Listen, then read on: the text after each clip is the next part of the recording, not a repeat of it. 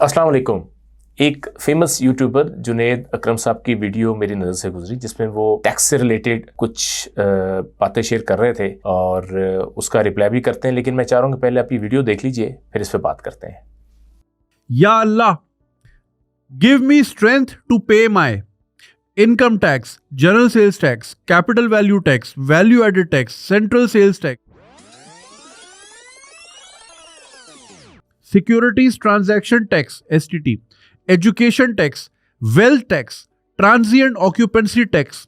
Dollar पता नहीं कहां जा रहा है, गरीब मर चुका है इस मुल्क में ये टैक्स दे दे के। क्यों? क्योंकि जो है ऊपर जो बैठे हैं ना, जिनसे लेना चाहिए वो देने को तैयार नहीं है, और वो आज भी कुर्बानी देने को तैयार नहीं है। दे रही है तो अवाम भेड़ बकरियों की तरह हर साल। अल्लाह रहम करे। इस वीडियो में ये जो यूट्यूबर है इन्होंने बड़े अच्छे से एक्सप्लेन करने की कोशिश की कि पाकिस्तानी जो अवाम है वो कितनी तरह के टैक्सेस पे कर रहे हैं। एक टैक्सेस के 2-3 नाम लेके उन्होंने टैक्सेस की जो है वो नंबर्स बढ़ा दिए, जबकि एक्चुअल में ऐसा नहीं है। अब एक ही टैक्स को अगर आप 3 या 4 मुख्तलिफ नामों से ले लें तो वो तो ज़ाहिर है 4 टैक्सेस तो नहीं बन जाएंगे, लेकिन यस बहरहाल वो वीडियो ज़रूर अट्रैक्टिव होगी उससे कि जी ये भी टैक्स हम पे कर रहे हैं, ये भी टैक्स पे कर रहे हैं, लेकिन अल्टीमेटली वो एक ही टैक्स है at the end of the day. Pakistanis के लिए ये बड़ा पॉइंट ऑफ कंसर्न होगा कि हम इतने टैक्सेस पे कर रहे हैं और फैसिलिटीज़ हमें अभी भी अवेलेबल नहीं है, और हम तो बड़े शायद हमारे साथ जो है वो बड़ा सुतेलों वाला सलूक किया जाता है कि इतने टैक्सेस लेने के बावजूद गवर्नमेंट जो है वो हमें फैसिलिटेट नहीं करती। इसी तरह बाकी टैक्सेस में भी उन्होंने बात की कस्टम ड्यूटी से रिलेटेड। तो अब मैं सर्च भी कर रहा हूँ, मैं चाहूँगा कि आप भी व्यूअर्स भी मेरी इसमें थोड़ी हेल्प करें कि कौन से कंट्रीज़ हैं जो इंपोर्ट करते हैं और इंपोर्ट पे उन मुल्कों में कस्टम ड्यूटी पे नहीं करना पड़ती। यस, एक्सेप्शंस आर देयर, कुछ स्पेसिफिक आइटम्स हैं जिन पे एग्जेम्पशन ज़रूर हो सकती है, लेकिन ओवरऑल कस्टम ड्यूटी तो पे करना पड़ती है एक इंपोर्टर को। उसके रेट पे डिफरेंस हो सकता है, रेट पे डिबेट भी हो सकती है, लेकिन कस्टम ड्यूटी पे तो करना है। सिमिलरली अगर आप रोड यूज़ कर रहे हैं तो रोड पे टैक्सेस, टोल टैक्सेस तो पे करना है।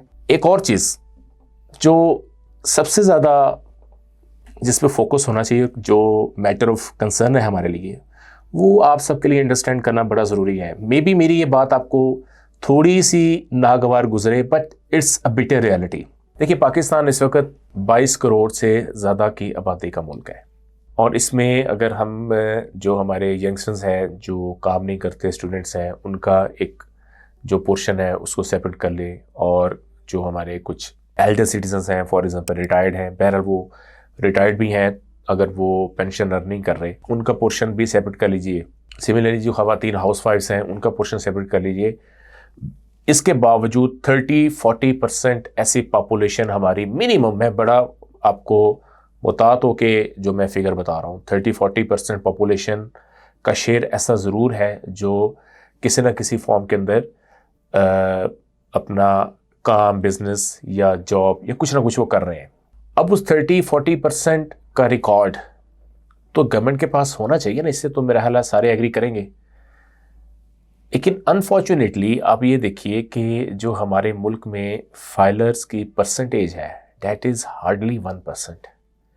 यानी अभी पिछले साल की बेतहाशा कोशिश तवज्जो टैक्स के रेट्स के अंदर एक बड़ा ड्रास्टिक इंक्रीज़ के बाद जब गवर्नमेंट ने इनिशिएटिव्स लिए FPR के साथ मिलके, हम इसको 1.8 मिलियन यानी 18 लाख से 25, 23, 30 लाख के करीब लेके जा सके, जो कि हमारी पॉपुलेशन का 1% से थोड़ा सा ज़्यादा बनता है।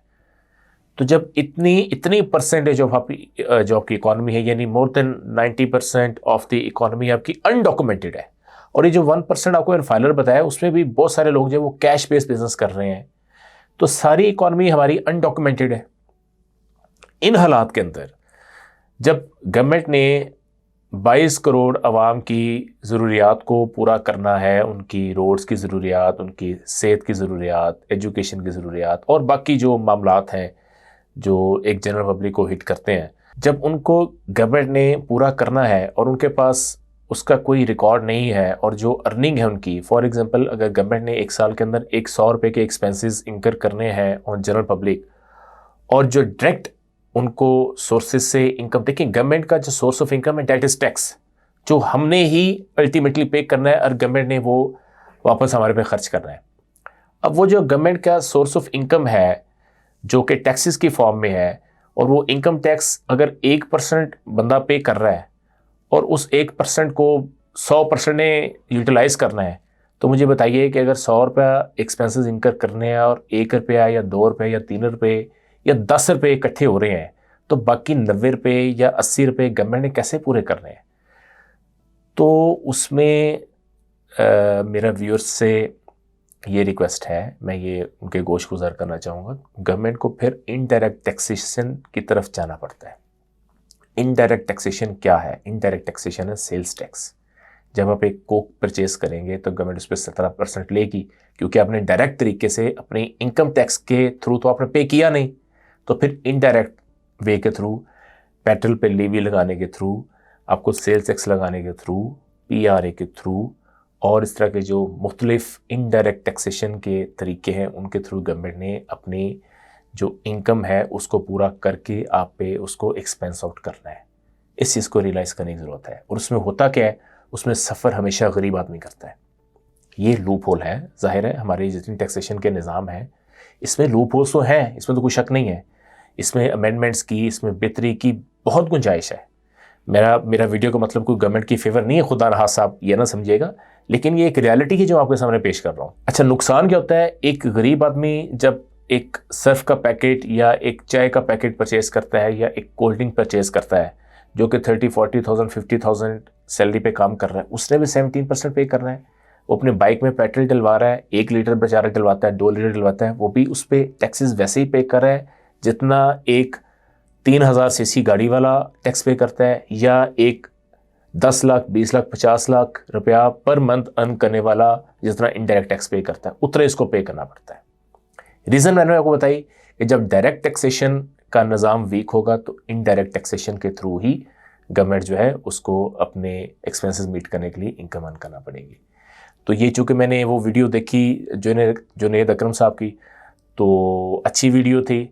ज़ाहिर है काफ़ी लोगों ने उसको लाइक भी किया होगा, लेकिन मैं चाह रहा था कि उसके साथ आपको थोड़ी रियलिटी भी बता दूं कि एक्चुअल में जो मुल्क की इकॉनमी वो कैसे रन हो रही होती है और टैक्सेस गवर्नमेंट की नीड होती है और जो कि पूरी दुनिया में लिए जाते हैं। रेट ऑफ टैक्सेस पे डिबेट हो सकती है कि ज़्यादा हैं, उनको कम होना चाहिए, बट डायरेक्ट टैक्सेशन का जब निज़ाम स्ट्रॉन्ग होगा तो इनडायरेक्ट टैक्सेशन ऑटोमेटिकली मिनिमाइज होती जाएगी। आपका कोई क्वेश्चन या क्वेरी है तो आप प्लीज़ हमारे जो सोशल मीडिया पेजेस हैं, यूट्यूब चैनल है, उसको सब्सक्राइब कीजिए या हमें डायरेक्ट आप क्वेश्चन ड्रॉप कीजिए। Thank you very much.